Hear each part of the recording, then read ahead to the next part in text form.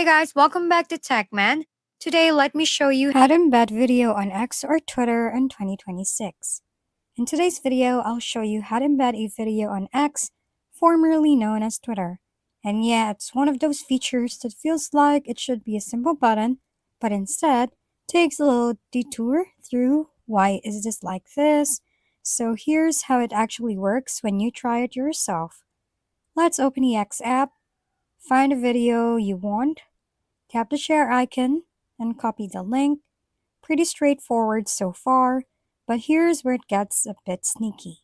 I jump into my browser, paste a link, and then request a desktop version because the embedded option doesn't show up otherwise, which feels like unlocking a hidden level for no reason. Once the desktop view loads, I click the three dots on the post, hit embed post, and choose the video option, then copy that code. But here's the trick, when I go back to X and start a new post, I don't actually paste the whole code.